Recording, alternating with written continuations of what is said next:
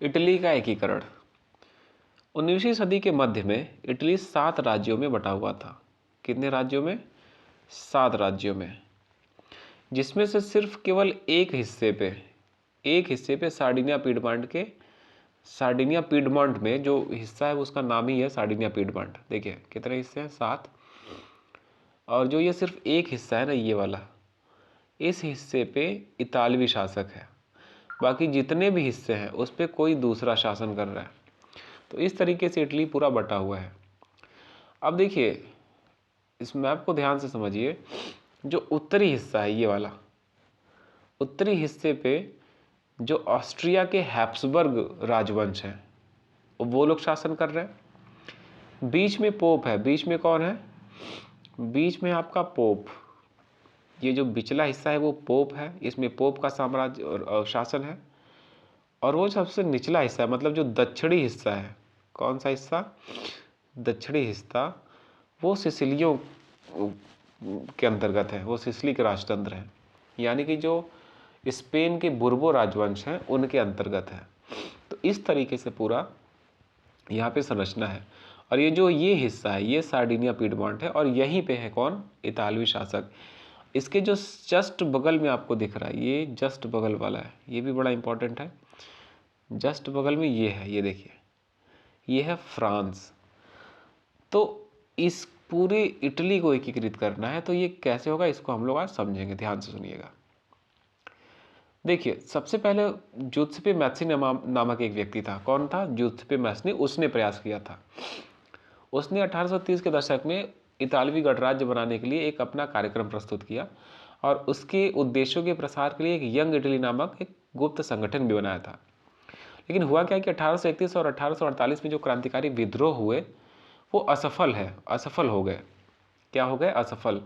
और फिर इसको इतालवी राज्यों को जोड़ने की जो जिम्मेदारी वो सार्डिनिया पीडमॉन्ट के शासक विक्टर इमैनुअल द्वितीय पर आ गई। किस पर आ गई? विक्टर इमैनुअल द्वितीय। कहाँ के शासक?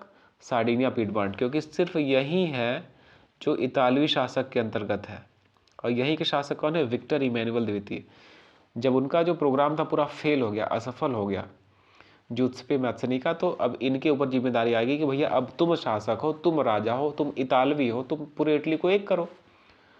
तो इन्होंने क्या किया कि जो इस अपने मंत्री, इनके एक मंत्री थे, उनका नाम था कावूर।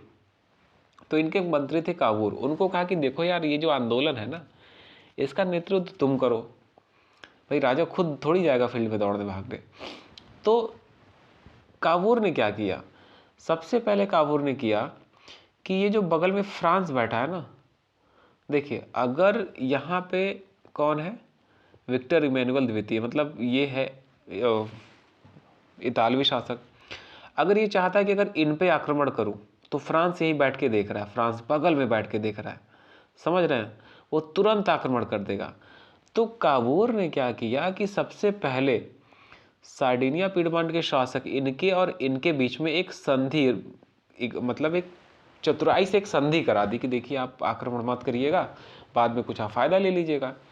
इनके बीच में संधि करा के इसने तुरंत इस पे आक्रमण किया, और ये पूरा जो हिस्सा है ना उस पर कब्जा कर लिया। मतलब वो जीत गए। जो हिस्सा ऑस्ट्रिया के हैप्सबर्ग साम्राज्य के अंतर्गत था उसको जीत लिया।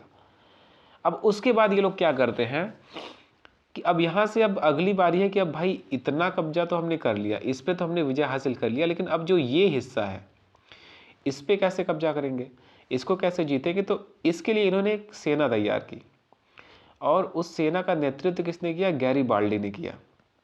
यहाँ पे देखिए इसमें लिखा हुआ है कि जो गैरीबाल्डी हैं, जूसेप्पे गैरीबाल्डी, इनके नेतृत्व में भारी संख्या में सशस्त्र स्वयं सेवकों ने इस युद्ध में हिस्सा लिया।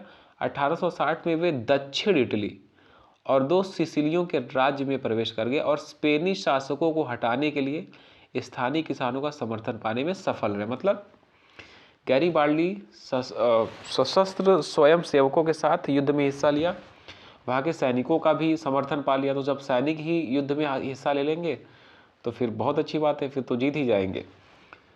अब हुआ क्या कि वो सफल रहे, मतलब दक्षिण का हिस्सा भी इनके कब्जे में आ गया। देखिए ये हिस्सा भी इनके कब्जे में आ गया। तो अब इस पे भी विजय हासिल कर लिया, इस पे भी विजय हासिल कर लिया। अब पोप की इतनी हिम्मत थोड़ी है कि इधर भी इटली है, अब इधर भी इटली है, तो पोप कहेंगे भैया अब आप अपना ये भी साम्राज्य ले लीजिए, क्योंकि अब ये कहाँ से लड़ पाएंगे, दोनों तरफ से घिर गए हैं।